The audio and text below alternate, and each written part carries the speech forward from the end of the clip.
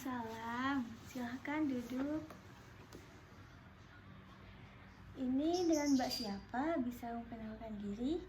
Saya Fitria Herdiana Utami.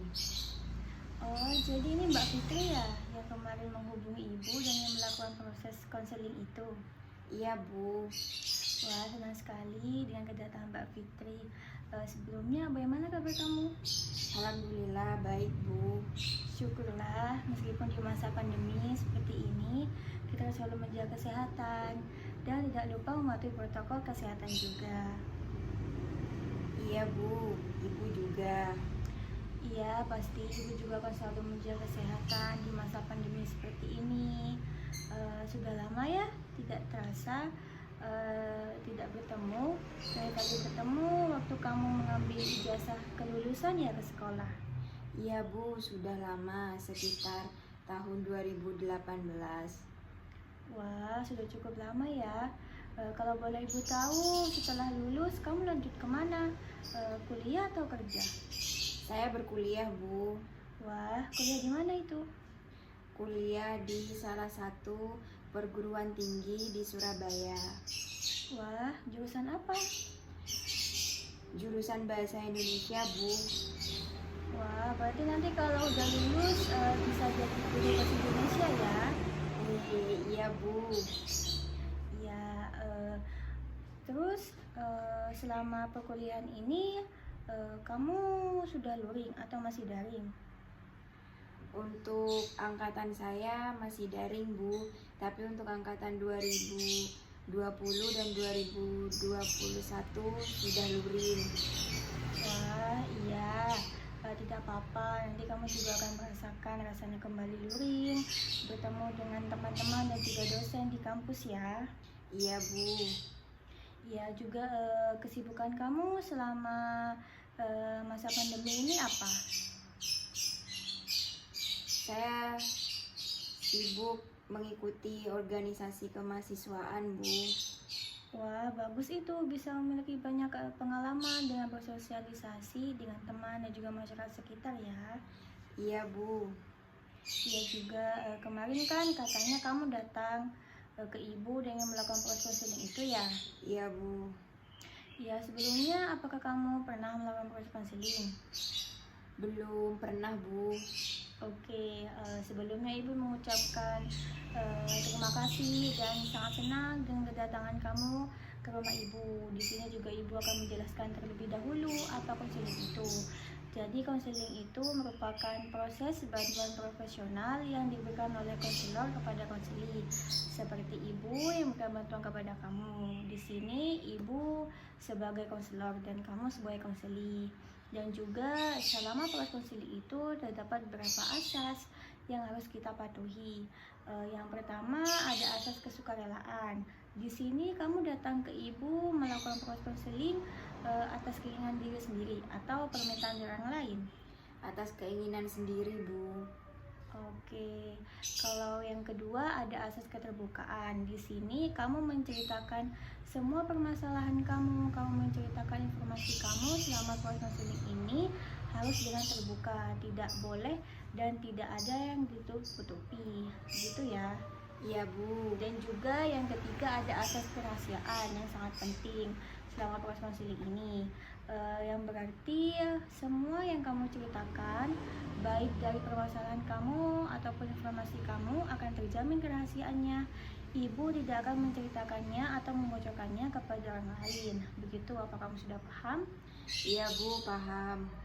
Alhamdulillah. Dan juga tujuan dari konseling ini untuk mencari jalan keluar dari permasalahan yang sedang kamu hadapi. Dan juga di sini Ibu sebagai fasilitator dan kamu nantinya akan mencari jalan keluar dari permasalahan kamu sendiri ya. Iya, Bu. Dan juga kita akan menyepakati waktu yang kita gunakan, yaitu dengan waktu 20 sampai 25 menit sampai permasalahan kamu nanti telah diselesaikan dan ditemukan jalan keluarnya. Dan juga selama proses konseling pertama ini, apabila permasalahan kamu tidak terselesaikan, kita akan membuat perjanjian di pertemuan berikutnya Bagaimana? Apakah kamu setuju? Setuju, Bu. Alhamdulillah kalau seperti itu. Nah, sebelum lanjut, kita atur posisi duduk terlebih dahulu ya, agar lebih nyaman. Iya, Bu. Ya. Bagaimana? Apakah sudah nyaman? Iya, Bu, sudah. Oke, sebelum lanjut, Ibu ingin bertanya, apa kamu sudah siap melakukan proses ini? Sudah siap, Bu. Oke, kalau seperti itu, bisa kamu ceritakan kepada Ibu apa yang sedang kamu hadapi ini? Permasalahan apa yang sedang kamu hadapi? Untuk sekarang saya memiliki bisnis online shop, Bu, yang saya rintis sejak dari semester 1. Saya memiliki bisnis itu untuk mencukupi kebutuhan saya, kebutuhan sehari-hari selama kuliah, agar tidak selalu meminta kepada orang tua. Awalnya orang tua saya memperbolehkan, tetapi saat bisnis itu mengganggu perkuliahan saya, orang tua saya untuk saat ini melarang, Bu. Oke, kalau boleh Ibu tahu, bisnis yang kamu jalan ini kan online shop, lalu mengganggu perkuliahan kamu itu dalam hal apa? Terkadang kalau online shop itu suka banyak pesanan dan permintaan dari pembeli, membuat saya harus mencari barang yang diminta oleh pembeli. Saya juga sempat lupa mengerjakan tugas kuliah saya, Bu, karena saya sibuk mengurus barang online shop. Oke, lalu apakah hubungan dengan kedua orang tua kamu itu kurang baik dengan adanya bisnis online shop ini dan juga perkuliahan kamu ya? Iya, orang tua saya melarang dan menyuruh saya untuk berhenti. Bahkan orang tua saya mengancam saya untuk membuang barang-barang online shop yang ada di kamar saya, Bu. Karena kata orang tua saya untuk memenuhi kebutuhan saya, biar orang tua saya yang mengurusnya, begitu, Bu. Oke, dapat Ibu katakan dan dapat Ibu simpulkan dari permasalahan kamu yang kamu ceritakan ini. Kalau kamu ini memiliki 3 permasalahan ya. Kamu ini memiliki permasalahan yang pertama, kamu memiliki hubungan kurang baik dengan kedua orang tua kamu. Dan yang kedua, kamu memiliki bisnis online shop dan kamu juga tidak mendapat persetujuan karena bisnis online shop yang kamu jalani ini mengganggu perkuliahan kamu. Dan yang ketiga, kamu juga bisnis online shop mengganggu perkuliahan kamu ya, begitu ya? Iya, benar, Bu. Nah, dari permasalahan kamu ini kira-kira mana dulu yang akan kita bahas? Mana dulu yang akan kita cari jalan keluarnya? Permasalahan hubungan saya dengan orang tua saya, Bu. Karena setelah kejadian itu hubungan saya dengan orang tua saya tidak seperti dulu, tidak semenyenangkan dulu, Bu. Oke, kalau begitu tadi kita sudah menemukan dan sudah menyetujui akan mengentaskan permasalahan kamu dengan hubungan orang tua kamu yang kurang baik itu. Tapi apakah sebelumnya kamu merasakan penyesalan karena kamu terlalu sibuk mengurus bisnis online shop kamu ini sehingga kamu melupakan perkuliahan kamu? Iya, saya menyesal, Bu. Hal itu membuat hubungan saya dan kedua orang tua saya kurang baik. Inginnya saya itu bisa membiayai kebutuhan saya sendiri tanpa meminta ke orang tua saya, tapi inginnya orang tua saya itu fokus ke perkuliahan saya, Bu. Oke, jadi kamu ini ada perbedaan prinsip ya antara kedua orang tua kamu dan juga kamu tentang masalah pendidikan, begitu ya? Iya, Bu, orang tua saya ingin anak-anaknya bisa sukses semua, lulus tepat waktu dan memiliki pekerjaan yang baik untuk kebutuhan anak-anaknya, biar orang tua saja yang memenuhi dan mencukupi. Kalau urusan pendidikan, orang tua saya sangat sensitif dan bertanggung jawab. Orang tua saya suka marah-marah kalau saya sibuk sama bisnis online shop saya. Saya takut dan saya bingung kalau orang tua saya tahu hal yang sama lagi, Bu. Oke. Yang kamu maksud dengan ketakutan ini apakah tentang kemarahan dari kedua orang tua kamu itu? Iya, Bu.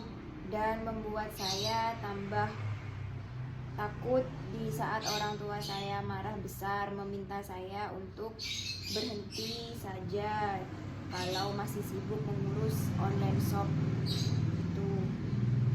Oke, dapat Ibu pahami dari apa yang kamu ceritakan ini. Sekarang kita fokus ya pada perasaan takut yang sedang kamu alami ini. Di sini Ibu mempunyai skala, yaitu antara angka 1 sampai 10. Di angka 10 ini kamu sangat merasakan ketakutan yang amat besar. Dan di angka 1 yang berarti kamu itu tidak merasakan ketakutan sama sekali. Begitu ya, apa kamu sudah paham? Iya, Bu, paham. Oke, dari skala yang tadi Ibu sebutkan, kira-kira kamu ini berada di posisi yang mana? Kira-kira di skala 7, Bu.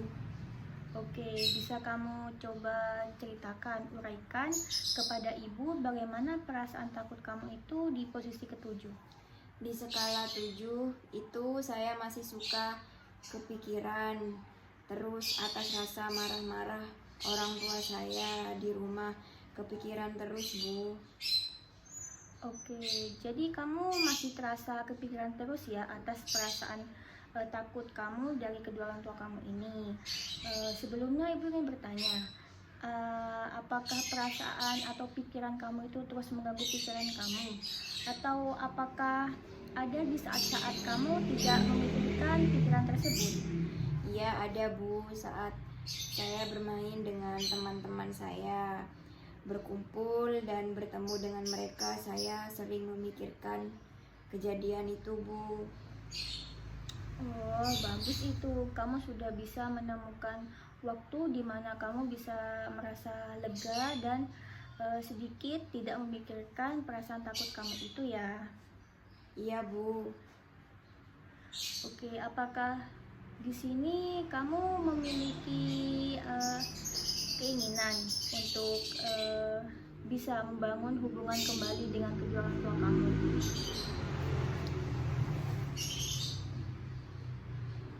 Iya, Bu, ada. Kira-kira nih sebelum kamu mencapai keinginan itu, apa yang perlu kamu siapkan? Apa yang kamu lakukan agar keinginan kamu membangun hubungan dengan kedua orang tua kamu itu dapat berjalan dengan baik? Ada baiknya terlebih dahulu saya membicarakan baik-baik ke orang tua saya tentang tujuan saya menjalankan bisnis online shop tersebut, dan setelah itu saya bisa meminta maaf atas semua permasalahan saya yang menyangkut perkuliahan saya. Oke, bagus itu.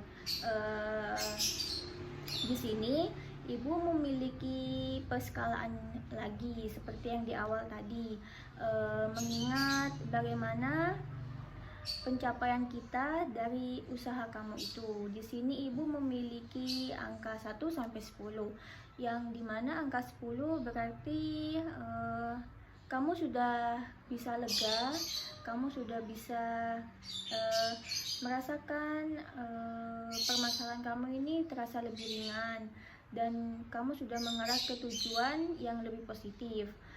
Dan di angka 1 kamu itu masih merasa ketakutan, kamu masih merasakan tidak ada perubahan sama sekali. Begitu, apa kamu sudah paham? Iya, paham, Bu. Nah, kira-kira dari peskalaan yang tadi kamu berada di posisi di mana sekarang ini? Di skala 8, Bu. Wah, cukup bagus ya. Di skala 8, bisa kamu ceritakan bagaimana perasaan kamu di skala 8 ini? Di skala 8 itu dimana saya dulu terbebani oleh permasalahan ini. Tapi saya yakin permasalahan ini bisa saya selesaikan dan hubungan saya dengan orang tua saya bisa membaik. Oke, sekarang kita mencoba untuk berimajinasi ya. Kita sekarang mencoba untuk membayangkan di sini kamu dalam waktunya tidur. Kamu dalam waktunya tidur dan keadaan di rumah sedang tenang, adem, baik-baik saja. Dan juga permasalahan yang kamu miliki itu kamu bisa selesaikan, tapi kamu tidak tahu bagaimana caranya.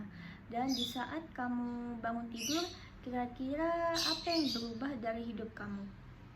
Saya merasa sangat bahagia, Bu. Mungkin saya akan menceritakan dan membagi pengalaman saya dalam berkuliah, cita-cita saya setelah lulus kuliah, dan tentang apa yang akan saya capai nantinya. Wah, bagus ya, cukup bagus. Kamu telah menemukan tujuan yang positif dan tujuan apa yang harus kamu lakukan setelah ini. Ibu yakin kamu pasti bisa membangun hubungan yang lebih baik lagi dengan kedua orang tua kamu, bisa menciptakan keharmonisan dengan kedua orang tua kamu, dan kamu tidak perlu lagi merasakan ketakutan atas kemarahan dari kedua orang tua kamu. Nah, sampai di sini apakah ada hal lain yang ingin kamu sampaikan kepada ibu? Saya rasa sudah cukup, Bu. Oke, sebelumnya ibu ingin menyimpulkan dulu dari proses konseling kita pada hari ini. Tadi kita sudah menyepakati permasalahan yang akan kita entaskan itu, yaitu dengan permasalahan hubungan dari orang tua kamu dan juga kamu yang kurang baik. Dan karena itu bisnis online yang kamu jalani mengganggu perkuliahan kamu, sehingga kedua orang tua kamu marah-marah. Dan juga tadi kita telah menemukan tujuan dari yang akan kamu lakukan, bahwa di sini kamu akan mencoba untuk meminta maaf, menceritakan tentang perkuliahan kamu ke kedua orang tua kamu, membicarakannya baik-baik.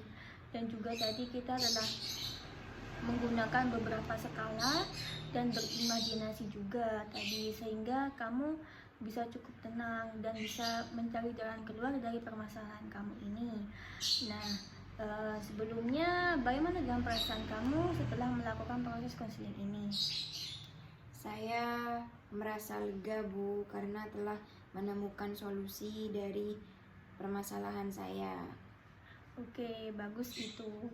Ibu yakin kamu pasti bisa membangun hubungan yang lebih baik lagi dengan kedua orang tua kamu. Kamu bisa mengobrol, berbicara lagi dengan kedua orang tua kamu. Dan juga ibu yakin setelah ini kamu bisa mempunyai keberanian untuk membicarakannya kepada orang tua kamu. Tidak terasa ya, waktu telah mencapai 20 menit sesuai dengan kesepakatan kita di awal tadi, yang dimana tadi kita telah menyepakati bahwa akan mengakhiri proses konseling apabila telah menemukan jalan keluar. Bagaimana kalau kita akhiri saja proses konseling kita pada hari ini? Iya, Bu. Terima kasih. Iya, kamu di sini tidak perlu sungkan-sungkan lagi untuk datang ke ibu. Kamu cukup datang menghubungi ibu dan ibu akan selalu terbuka mendengarkan cerita kamu ya. Iya, Bu. Saya akan menghubungi Ibu jika butuh solusi dari masalah saya nanti. Iya, kalau begitu kita akhiri saja ya. Iya, Bu. Saya pamit dulu. Assalamualaikum. Waalaikumsalam. Hati-hati di jalan ya. Iya, Bu.